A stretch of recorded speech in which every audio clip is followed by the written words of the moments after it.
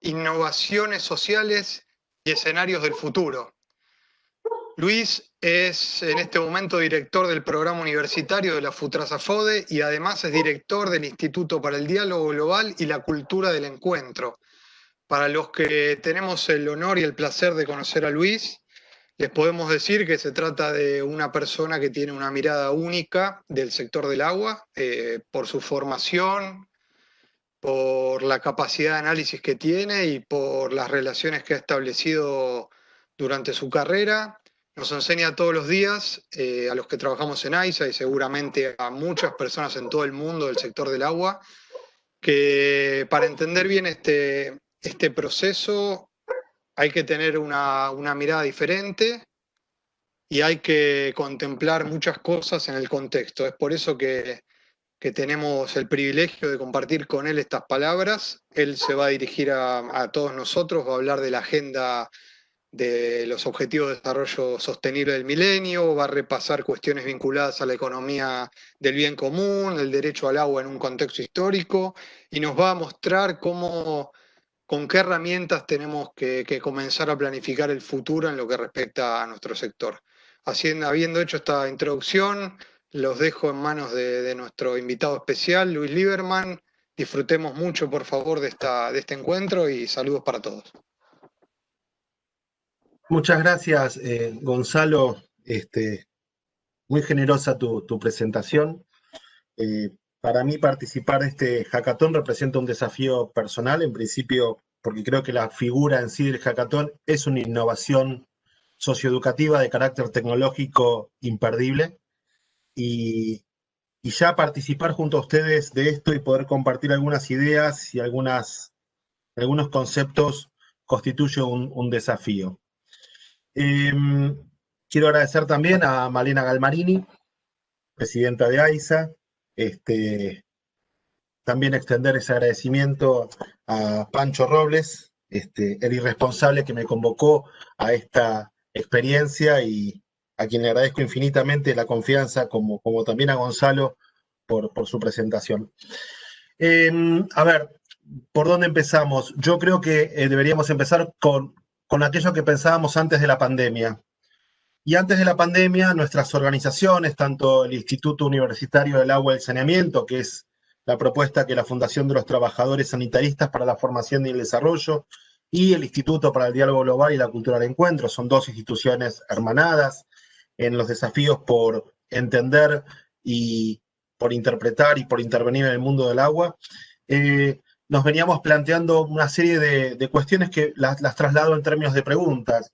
Nos preguntábamos, en términos de los desafíos del futuro, si era posible crear trabajo protegido y sostenible en contextos de vulnerabilidad. Nuestro país tiene un 40% de pobres y es un lugar donde hay que centrar la mirada. ¿Sigue siendo la educación el factor de la movilidad social ascendente? Estamos creando una universidad que pretendemos que sea latinoamericana, de matriz latinoamericana, y entendemos que lo creamos porque la universidad es una aspiracional.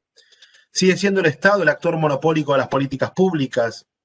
¿Es la innovación social desde un enfoque ecosistémico un cambio en la gestión de las políticas de Estado en tiempos de incertidumbre? Esto es un tema crítico. Innovaciones, o sobre las innovaciones escuchamos recurrentemente. De aquí a que una innovación sea una innovativa, discusión. Y la discusión es cómo se inserta procesos de cambio históricos que transforman el paisaje cultural de nuestras organizaciones. Por lo tanto, detrás de una innovación hay un proceso de toma de decisión. Y probablemente la agenda global tiene esta última pregunta: si son los objetivos del desarrollo sostenible un encuadramiento posible para pensar el futuro. Pero un día de marzo nos encontramos que teníamos que estar aislados y protegidos, lo que se llama vulgarmente la cuarentena. Bueno, un día de marzo la pandemia del COVID expuso la fragilidad de todos nuestros sistemas. Economías que colapsaron en cuestión de horas, sistemas de salud superados, sistemas educativos cancelados o migrados a una posibilidad de lo virtual para aquellos que cuentan con la posibilidad de tener ese acceso a lo virtual, sistemas de protección civil desbordados ante lo nuevo, una absoluta incertidumbre con respecto al futuro. Nuestras preguntas quedaron prácticamente suspendidas ante la imposibilidad de entender qué iba a suceder al día siguiente. Una visión de incertidumbre que es recurrente en nuestra historia, fruto de la fragmentación sociocultural en la que vivimos. En nuestro cuadradito de confort a veces nos sentimos demasiado cómodos. Un mundo donde obsolecen los objetos y los símbolos y donde somos directamente afectados por la rapidación de un sistema productivo, rapidación de un sistema destructivo. Pero estoy hablando de la economía, no del virus. Y en este sentido buscamos una referencia. Trabajamos con algunos de esos líderes globales y vemos a veces en ellos una indicación esperanzadora. El 27 de marzo de este año, el Papa Francisco, solo, frente a una Roma distópica, había una serie de unas nubes de tormentas que le daban al paisaje un tono apocalíptico, se dirige a todo el mundo. Pobres, ricos, poderosos, débiles, mujeres, hombres y niños, y nos dice a cada uno de nosotros que estamos todos en la misma barca, que somos todos frágiles y que estamos desorientados, pero que estamos todos juntos. No hay otra barca, nadie se salva solo. Estoy hablando de una homilía que probablemente sea parte de las fotos de esta etapa tan particular que nos toca transitar. Ese testimonio nos alienta a pensar juntos y buscar soluciones colectivas. Las desigualdades más extremas se hicieron evidentes en la pandemia. Voy a citar algo que sucede habitualmente y quizás lo repito a lo largo de esta charla. Sin tratamiento ni vacuna, el principal preventor de esta enfermedad es el lavado de manos. Pensemos que hay un 40% de nuestra población que no accede directamente a este recurso. Y esto es un problema. Es un problema que se plantea epistemológicamente desde el siglo XIX con los estudios de Ignaz Semmelweis sobre la fiebre puerperal, donde decía, si los médicos se lavan las manos, los enfermos se infectan menos. Vuelvo al tema de las desigualdades, porque es un debate permanente que debe trascender más allá de toda frontera semántica e ideológica. Desigualdad es que pocos tengan mucho y que muchos muy poco. El hambre en el mundo es un crimen que no podemos permitir. La alimentación es un derecho inalienable y aún a 70 años de la Declaración Universal de los Derechos del Hombre, permitimos formas de injusticia que se expresan en la cultura del descarte. Esto lo resalta el Papa Francisco en su reciente encíclica Fratelli Tutti. Es dable pensar en este contexto que el avance de las tecnologías, de las innovaciones científicas, tienen que estar a la par de las decisiones que nos lleven a una mayor equidad e inclusión social. No hay tecnología sin sujeto, y de hecho la tecnología no es importante sino con relación a la política y la filosofía que la impulsa. He aquí una concepción poliédrica del futuro. No lo pretendo ni apocalíptico ni tecnooptimista.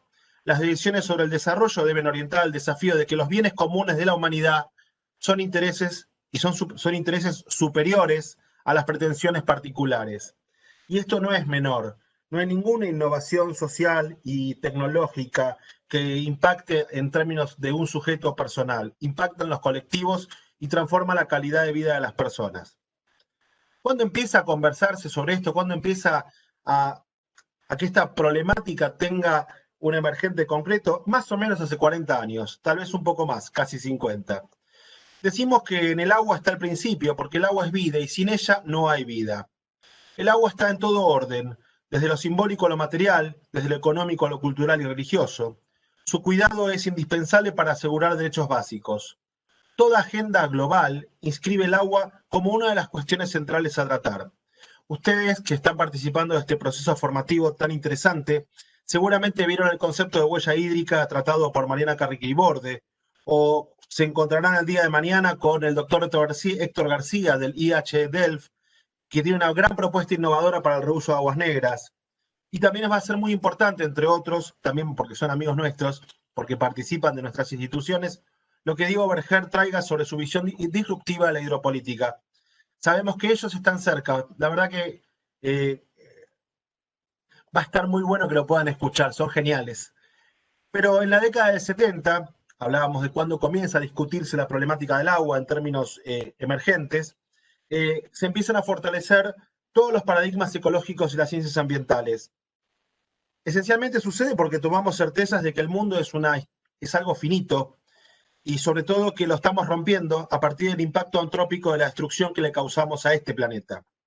Los límites del desarrollo, en términos de análisis y en términos de obra literaria. El Club de Roma publica un libro que habla de los límites del desarrollo a fines de la década del 60 y la posibilidad de diseñar una economía sustentable tiene un hito en 1972, en la Conferencia de Naciones Unidas sobre Medio Humano, donde se plantea la necesidad de combinar desarrollo económico y sostenibilidad ambiental. Esta cumbre se realizó en Estocolmo y es la que fija la primera legislación blanda global sobre cuestiones internacionales relacionadas al medio ambiente. Paradójicamente, un año después, en la Argentina, el presidente Perón designa la primera Secretaría de Ambiente que hubo probablemente en América Latina. 5 años después, ya en 1977, se realiza en Mar del Plata la primera conferencia mundial sobre el agua, donde los líderes mundiales toman conciencia y hacen visible la magnitud de los problemas relacionados con el acceso al agua, tanto en calidad como en cantidad, y a la vez los riesgos que implican la escasez y la degradación del suministro. Esta conferencia de Mar del Plata se la considera por algunos historiadores y analistas del tema como el hito fundamental para constituir posteriormente lo que fue la Declaración Universal del Derecho Humano al Agua. Podríamos, en el medio de todo esto, mencionar cada hito internacional sobre esta cuestión, pero esencialmente se trata de entender la preocupación que nos causa el crecimiento de la crisis hídrica y cómo afecta la vida en la Tierra. Crisis que se relaciona con cuestiones vinculadas al cambio climático, a la alteración del ciclo del agua, al calentamiento global, a la emanación de gases de efecto invernadero, al uso desmedido de combustibles de base fósil, al impacto del extractivismo económico que deshumaniza y hace más vulnerable a nuestros pueblos. Es interesante pensar que nuestras innovaciones tienen que mejorar esta calidad de vida. Por eso hace algunos años la Cátedra de Emprendedores Sociales de la Universidad de Salamanca instituyó un programa específico para hablar de esto. Pero ahora, en el 2020, miramos hacia atrás y son 10 años de la resolución 64/292, por la cual la Asamblea General de las Naciones Unidas reconoce el derecho al agua potable y al saneamiento seguro. Esa declaración exhorta a los estados y a las organizaciones internacionales a proporcionar recursos financieros, a propiciar capacitación y transferencia de tecnología para ayudar a los países, en particular aquellos en vías de desarrollo, a proporcionar un suministro de agua potable y saneamiento saludable, limpio, accesible y asequible para todos. Saludable, limpio, accesible y asequible. Y establece, en forma literal, el derecho humano al agua es indispensable para una vida humana digna. Define el derecho humano al agua como el derecho de cada uno a disponer de agua suficiente, y vuelvo a repetirlo, saludable, aceptable, físicamente accesible y asequible para su uso personal y doméstico. Si antes de la pandemia teníamos una visión sobre la naturaleza del futuro, necesitamos quizás repensar una matriz en relación a ese futuro, tal vez porque pensábamos que la tenía. La resolución de Naciones Unidas impactó luego en lo sucedido en el año 2015. El año 2015 es un año muy interesante para entender qué sucede con respecto a los desafíos que la cuestión del clima y el agua nos proponen. La encíclica Laudato Si del Papa Francisco, la Agenda 2030 de Objetivos del Desarrollo Sostenible de Naciones Unidas y los acuerdos de la COP21 en París nos dieron una plataforma global que le da currículum a una pedagogía del cambio que requiere entender el camino recorrido. Yo siempre sugiero ir a esos documentos porque esos documentos son axiológicos y quizás no hace falta pensar nuevos documentos, sino evaluar cómo los ponemos en práctica a estos sobre los cuales la comunidad internacional ha tenido un total acuerdo, menos Trump. En el seminario que hicimos junto al Instituto del Diálogo Global y la Cultura del Encuentro, la FUTRASAFODE, la Red Eclesial Panamazónica y la Pontificia Academia de las Ciencias en febrero del 2017, el Papa Francisco, que cierra ese seminario con un discurso que nos da la felicidad de saber que pasó a la historia como probablemente el mayor tiempo que el Papa le dedicó a hablar del agua en términos concretos, y de hecho fue repetido en muchísimos foros. El Papa observa que la alteración del ciclo del agua afecta ecosistemas y formas de vida en todo orden, acentuando las desigualdades. Lo vemos en la Amazonía, donde el impacto del extractivismo depredador, de la minería ilegal, de la tala furtiva de la selva, genera la destrucción del principal bioma planetario. Paréntesis. Nosotros tenemos buenas regulaciones para el agua de superficie y el agua subterránea. ¿Tenemos superficie para los ríos de nubes? ¿A qué entidad le correspondería regularlos? Es una pregunta que en todo caso, en algún momento, y en función de las sequías y la escasez de lluvia, tendremos que tener que tomar decisiones económicas. Entonces, no me quiero distraer con las preguntas de chat, están muy buenas. Pero también señala el Papa que con nuestro poco podemos hacer mucho. Y este es el desafío que nos interpela para poder contribuir a que nuestra casa común sea más habitable, solidaria y cuidada. El cambio climático y la consecuente escasez de agua potable y segura es una amenaza creciente en todo el planeta. La cuestión no es marginal, sino fundamental y muy urgente. Toda persona tiene derecho a acceder al agua potable y segura. Es un derecho humano fundamental y una de las cuestiones cruciales del mundo actual, nos señalaba en Roma el mismo Papa, retomando la resolución de Naciones Unidas y pensando que más allá de que haya quedado rezagado en la agenda de los medios, este es un tema de los desafíos, este es un tema que constituye probablemente uno de los grandes desafíos de la pospandemia. No se detuvo el cambio climático ni la crisis hídrica. En todo caso, dejamos de verla. Sin embargo, semanas atrás observábamos con preocupación los incendios que sucedían en nuestro país y en muchos de los países de América Latina. El cambio climático y la consecuente escasez de agua potable y segura es una amenaza creciente en todo el planeta. La cuestión no es marginal, sino fundamental y muy urgente. Toda persona tiene derecho a acceder al agua potable y segura. Es un derecho humano fundamental y una de las cuestiones cruciales del mundo actual. Y de esta forma tenemos que ir a algunos datos. 3.400 millones de personas no tienen acceso al agua potable. 6 de cada 10 personas carecen de acceso a instalaciones sanitarias seguras. Las mujeres y las niñas son responsables de recolectar el agua en el 80% de los hogares. 1.000 niños mueren por día por enfermedades del agua. Los problemas pendientes por crear un mundo más justo y solidario son la agenda indispensable que nos desafía en el presente a trazar el camino correcto para la posibilidad del futuro. Y entonces se trata de un problema de desarrollo. Claramente, es un problema de desarrollo. Y pensar que lo sustentable es el impacto que le queremos dejar a las generaciones venideras, lo cual implica en el presente acuerdos colectivos al respecto. Creo necesario que podamos retomar esta cuestión del desarrollo sustentable para entender de qué manera las innovaciones sociales y tecnológicas son necesarias para propiciar una economía del bien común. Una economía del bien común es una economía que cuide nuestra casa común, que la resguarde, no que la convierta en un museo, sino simplemente que analice variables alternativas cuando el capitalismo se torna deshumanizado. El primer punto recién a entender es escribir los procesos innovadores asumiendo que sin desarrollo sostenible no hay futuro del planeta. Hay quienes dicen que el consumo de agua potable extiende 10 años la expectativa de vida.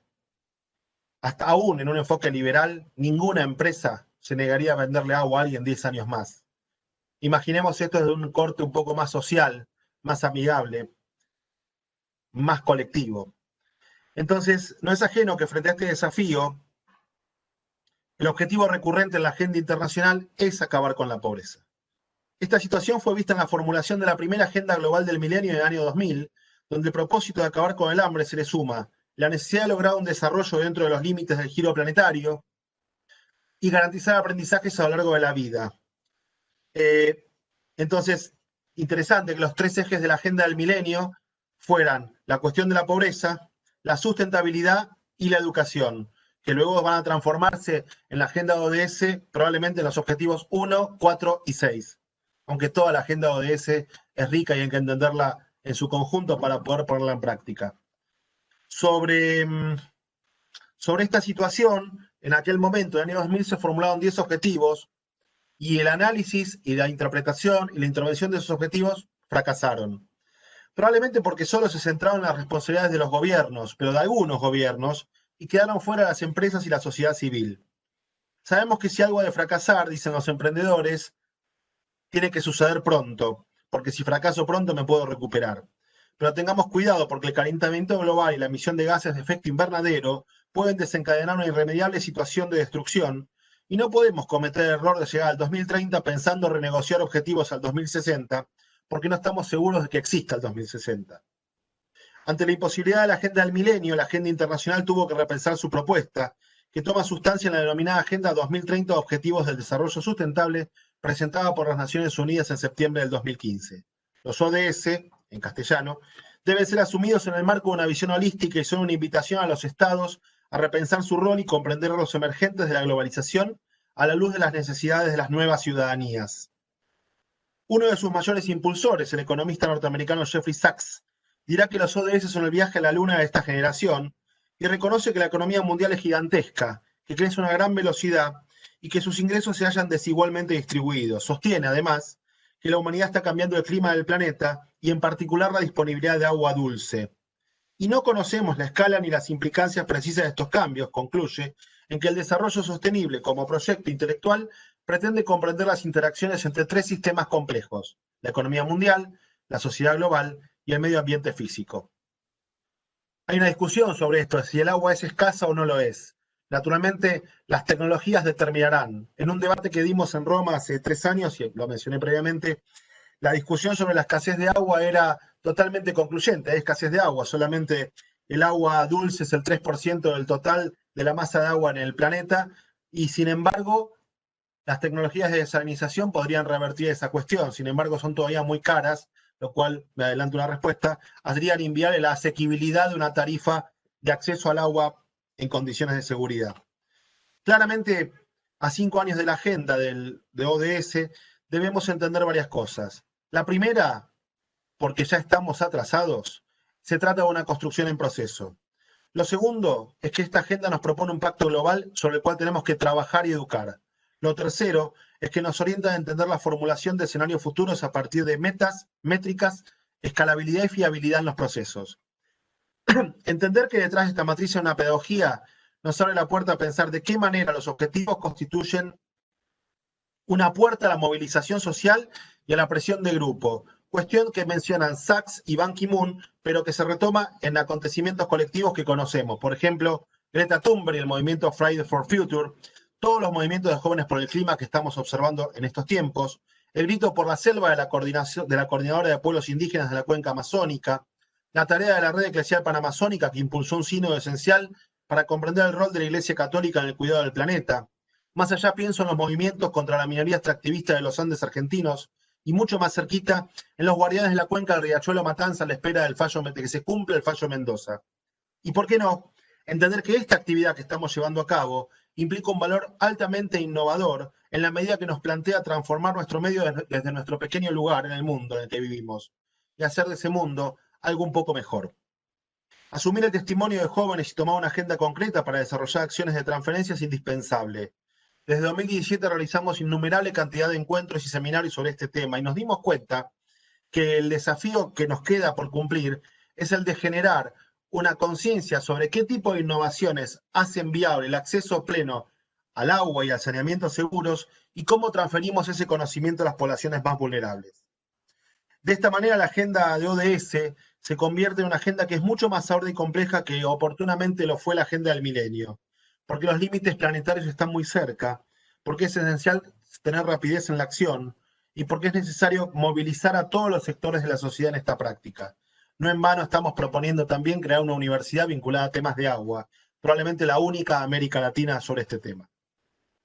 En este sentido, entendemos que hay cuestiones que son inspiracionales y otras que son de orden práctico, donde la cuestión de comprender los escenarios y la innovación es una conjunción ideal que requiere trabajo, mucho trabajo.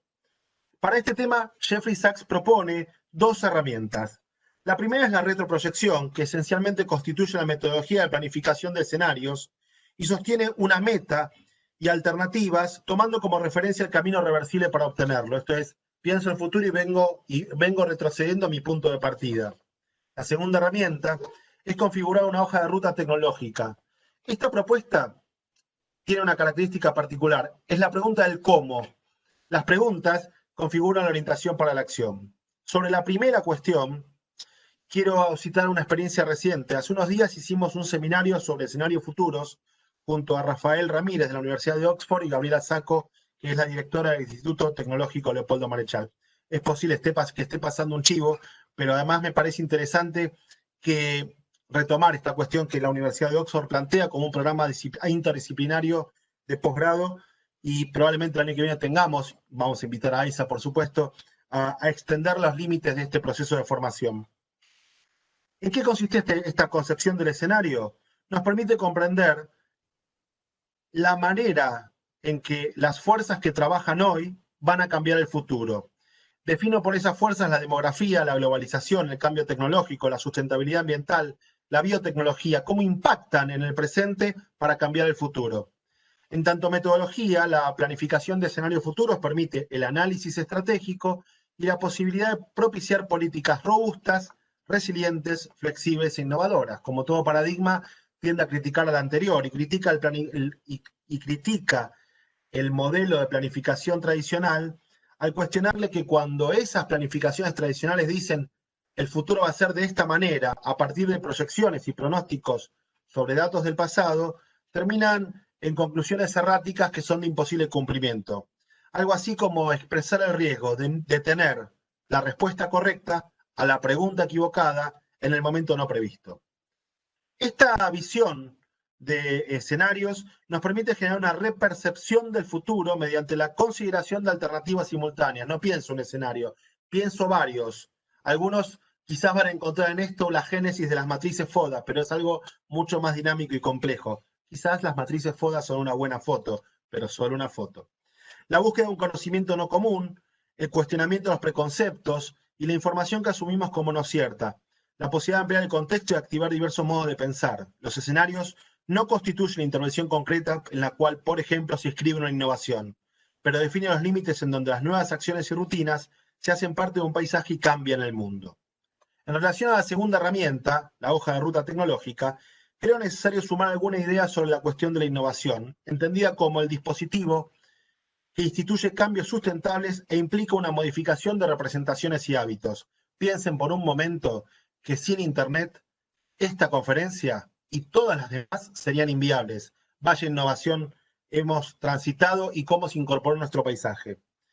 Este concepto de innovación, y sobre todo lo que tiene que ver con innovaciones sociales, es un concepto que es novedoso y que es polisémico. Requiere de caracterizar procesos de cambio individual, social y cultural, y la predisposición de los participantes, sean estatales y no estatales, a concurrir a dicho proyecto, a dicho proceso, asumir, consensuar y aprender nuevos modelos de pensar y de hacer. Desde su enfoque más economicista asociado a la empresa y a la generación de riqueza, asociadas al premio Nobel y a otras concepciones, como la de Amartya Sen, quien posiciona el desarrollo de los pueblos, quien posiciona la innovación en el centro del desarrollo de los pueblos, planteando que una innovación es la expansión de la libertad.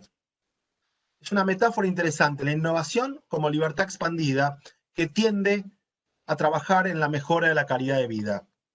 Una visión reciente asume la innovación social de una perspectiva interactiva que se sitúa en el escalamiento de un proceso del que participan sectores públicos y privados, implicando distintas estructuras sociales que establecen una interfaz o clúster donde el trabajo es intersectorial, colaborativo, con participación estatal y comunitaria, deveniendo en consecuencia en cursos de acción que generan nuevos vínculos institucionales, normativos, gestionales y en particular simbólicos y culturales. Probablemente este hackathon sea parte de ese proceso y ojalá así sea, porque va a mejorar la política pública y en la gestión del agua y el saneamiento en la mayor empresa de agua de la Argentina, seguro, y una de las mayores del mundo como lo es AISA.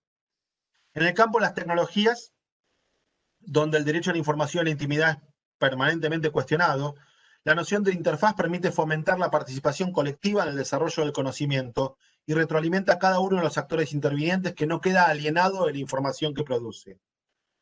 De esta manera, si asumimos el compromiso de gestar políticas públicas que atiendan a los sectores más vulnerables, la innovación social a propiciar es la creación de una interfaz entre innovadores, empresarios, trabajadores, usuarios, progestores públicos, entre otros, en particular aquellos que son parte de este mundo del agua y del saneamiento.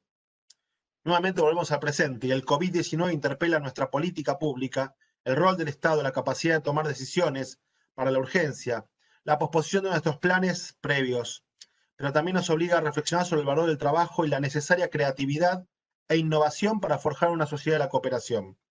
En este marco, que la educación superior aparece como un instrumento fundamental para el desarrollo sostenible a partir de una mirada innovadora, global e interdisciplinaria sobre la gestión de recursos hídricos, el saneamiento y el ambiente. En este sentido, aprendemos de la experiencia que ustedes nos traen aquí. Y desde la FUTRASAFODE, que es la Fundación de los Trabajadores Sanitaristas para la Formación y el Desarrollo, presidida por José Luis Lingeri, que tuvo el sueño de crear una universidad, impulsamos ese proyecto con el objeto de formar profesionales e investigadores dotados en un enfoque sistémico, con perspectiva de género, con un enfoque científico-tecnológico que nos permita contribuir al mejoramiento de la gestión del agua, considerando su acceso como un derecho humano y un factor clave para el desarrollo social y productivo. En este sentido, nuestro futuro tiene que ver con al menos intentar pensar una economía del bien común. Se sabe que la Organización Mundial de la Salud indica que para la prevención de esta enfermedad y este presente, el lavado de manos de manera frecuente es la estrategia principal y, sin embargo, esta recomendación, como decíamos antes, no puede ser practicada por millones de hogares porque no tienen agua. El desafío del denominado después no es nuevo, sino pensar la resiliencia en la cual nos obliga esta crisis. Existen algunas corrientes teóricas y prácticas también que han trabajado esta cuestión planteando la necesaria reformulación del capitalismo. Cito a Christian Felber del movimiento ATTAC, que plantea una economía del bien común que en sí como definición impulsa a los participantes a revisar el encuentro entre la naturaleza singular de sus prácticas, su modo de gestionar y percibir el futuro como un horizonte de felicidad. La economía social y solidaria acompaña un proceso de restitución del humano comunitario, por el cual las organizaciones emergentes, existen una cantidad de empresas que se denominan empresas B o del comercio justos, que empiezan a coaligarse y a plantear mejores alianzas y estrategias, rescatan la primacía de la persona y del objeto sobre el capital, la adhesión voluntaria abierta, el control democrático por sus miembros, la defensa y aplicación de los principios de solidaridad, responsabilidad, y la apuesta por el desarrollo sustentable fuera de los poderes públicos, pero nunca en contra de ellos, salvo que haya que cuestionar por qué esos poderes públicos no están garantizando el pleno acceso de derechos y el bien común. Para esto necesitamos un nuevo pacto global. Son muchos los estados que, presos del endeudamiento externo para sostener una economía desindustrializada, producto de un intercambio comercial desigual, priorizan políticas económicas de emergencia. Esta deuda representa un impedimento para el desarrollo económico y retrasa aún más la solución a los problemas del agua y el saneamiento, que esencialmente generan un círculo vicioso sobre el cual no podemos salir. Tenemos que cambiar el enfoque. Tenemos que entender que la cuestión ambiental tiene que ser la base de toda política pública y que el desarrollo económico no puede estar subordinado a los vaivenes de los mercados internacionales. También, por supuesto, tenemos que gestionar con responsabilidad. Volviendo a la economía social y solidaria o a la economía del bien común, hay un premio Nobel que es Jean Tirole, que justamente fue premiado por escribir una obra extraordinaria que se llama La economía del bien común. Nos preguntamos si es posible pasar de la incertidumbre y el descarte de la economía global empuja a amplios colectivos sociales y de menores recursos. Hay muchas respuestas seguramente que contribuyen a construir una política. La visión de la ecología integral y de los modelos económicos antiextractivistas son una opción ontológica, útil, pero aún carente de desarrollo innovador. Hay que construirlo. Veamos pues una perspectiva complementaria. Las empresas de la economía social y solidaria nacen por oposición a un sistema excluyente, consumista, generador de inequidad y pobreza, destructor del medio ambiente. Para Felber, la matriz del bien común y su balance se constituye una oposición a una economía hegemónica, básicamente porque esta visión de bien común está en la génesis del emprendimiento o de la empresa. Estas consideraciones bastan para comprender que la problemática del agua se presenta como uno de los mayores problemas de nuestro tiempo, por complejidad e importancia. Pero llamo la atención en algo práctico. Cuando volvemos a descubrir que después de una pequeña instalación realizada en un barrio vulnerable, un niño o una niña pueden beber agua segura y potable por primera vez, nos emocionamos ante la certeza de que seguramente ese niño o niña tendrá una mejor calidad de vida, una mejor salud, una mejor educación, una mejor condición y posibilidad de acceso. Este es el valor de lo público en el que pensamos que los diálogos deben construirse, diálogos que expresan una tensión creativa que nos conduce al progreso. Finalizo nuevamente citando al Papa Francisco, quien invita a la esperanza. La invita porque es audaz, sabe mirar más allá de la comodidad personal, de las pequeñas seguridades que estrechan en un horizonte en el cual tenemos que abrirnos paso para los grandes ideales que hacen la vida más bella y más digna. Nuevamente te agradezco esta posibilidad, gracias Gonzalo, gracias a todo el equipo, y bueno, si les parece y queremos conversar, lo podemos hacer. Muchas gracias, Luis. Por supuesto, ya destacamos en el inicio tu capacidad de sintetizar miles de años de historia, cientos de ramas del conocimiento, disciplinas, con un solo objetivo, que es abrirnos la cabeza a todos los que estamos formando parte de esta conversación y todos los que te van a ver cuando esta charla esté subida a nuestro repositorio de videos en Lo Bueno del Agua. Tenés dos consultas de Marjo Espinosa. En primer lugar, te pregunta cómo se decide cuánto es asequible, seguramente refiriéndose al agua, y su segunda pregunta es, si querés.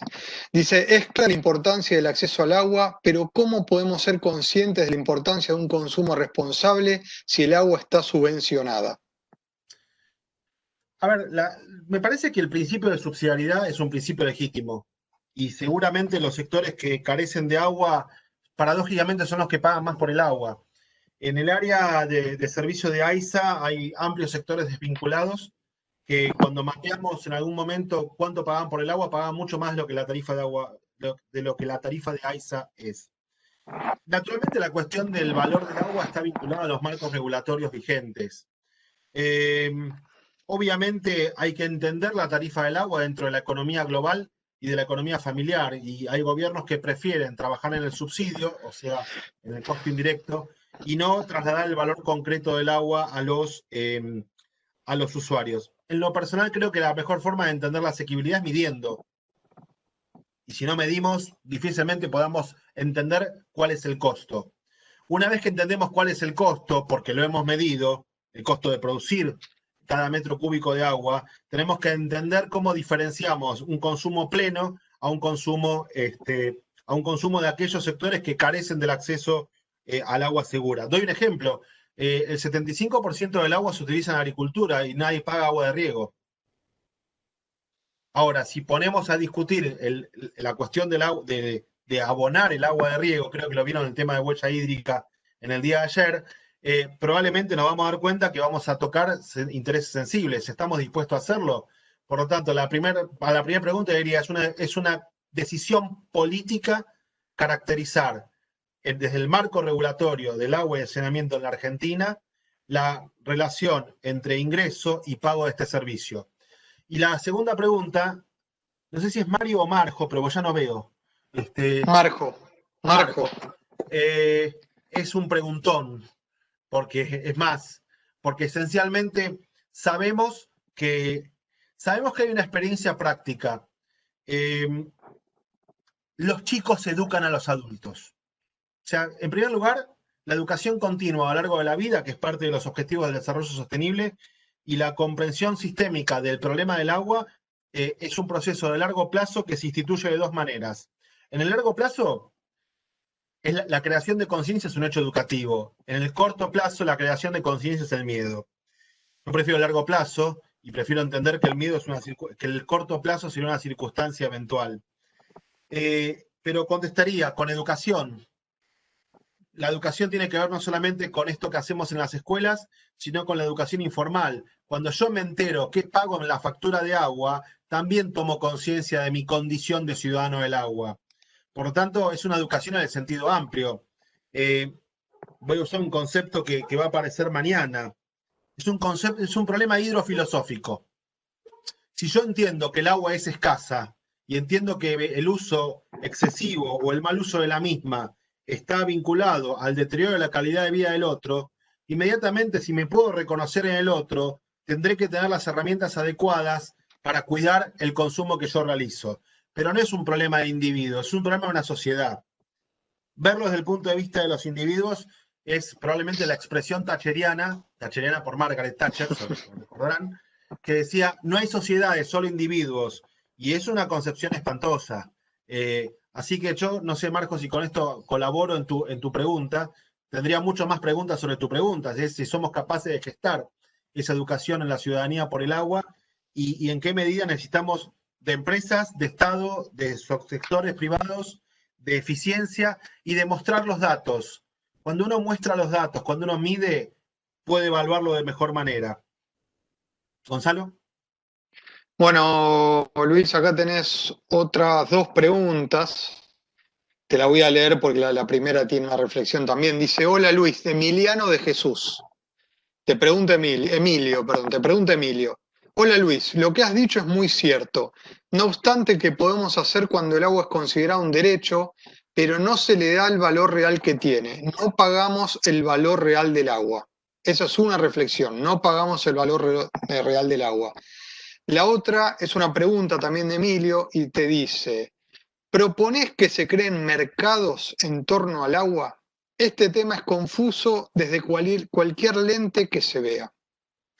A mí me parece que que el agua no es un objeto transable en el mercado, pero está en el mercado. Tengamos en cuenta que la gobernanza global del agua no es una gobernanza de estados, ¿eh?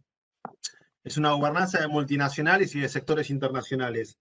Pero vuelvo a lo mismo, Gonzalo sí, y Emilio, por supuesto, muchísimas gracias por la reflexión y la pregunta. Si no medimos el consumo, difícilmente tengamos un costo. Tendremos un costo en la producción, pero también esa producción que va a las redes a veces se pierde y entonces el costo aumenta exponencialmente. A ver, creo que hay que darle previsibilidad a los presupuestos de la gestión de las empresas de agua y saneamiento. En el caso de AISA es una empresa que sus utilidades tienen que estar reinvertidas en su producto, no en lo que hace. Y es muy interesante esa cuestión. Fue una visión social en la creación de la empresa. A diferencia del modelo francés, que elegía a qué clientes darle agua porque pensaban que esos son los clientes que le iban a pagar. Es, por supuesto, una lucha desigual. Que hay un mercado también, no tengo dudas. Hay un mercado en los proveedores de los recursos que hacen a los insumos del agua. Hay un mercado paralelo. Ahora, esto no quiere decir que el derecho al agua no esté garantizado a todos los pobladores, a todos los ciudadanos, y que garantizar ese derecho implica también garantizar las condiciones de poder tener un recurso que sea asequible. Es como un círculo vicioso. Básicamente, para hacerlo asequible tenemos que garantizar condiciones de empleabilidad a estos sectores. Por eso, si ustedes recuerdan, mi primera pregunta era si era posible crear trabajo protegido y sostenible en contextos de vulnerabilidad, que es donde la economía informal mayor filtro tiene con respecto a poder pagar las tarifas de agua. Pero esencialmente creo que es un tema sobre el cual tenemos que crear una nueva cultura. Muchísimas gracias, Luis. Se nos está acabando el tiempo. Si nos queda responder, las vamos a enviar por mail luego de esta sesión. Me quedo con una frase, no sé si para vos, Luis, sintetiza tu conversación, pero para nosotros tiene mucho significado, que es que la innovación significa expansión de la libertad. Es muy interesante esta frase porque me parece que contiene a muchas visiones diferentes en lo que respecta a la innovación y el agua, la dirigencia de la empresa, desde nuestra presidenta Malena Almarini, pasando por José Luis Lingeri, secretario general del sindicato, y todo el directorio conciben al agua como un derecho y como una oportunidad para las personas. A partir del agua uno puede tener mejor educación, mejor salud, mejor alimentación, destinar mejor el tiempo, distribuir mejor las responsabilidades en los hogares. Así que desde ya que la búsqueda de este hackathon tiene que ver con eso, ampliar las libertades con respecto al agua. Dicho esto, fue un privilegio para todos nosotros escucharte, nos dejas mucho conocimiento y muchas inquietudes. Vamos a tener que leer todos los libros, reportajes que nos recomendás y esperemos poder verte pronto en otro encuentro de este tipo. Muchas gracias a todos y continuemos disfrutando de este hackathon. Gracias. Muchas gracias.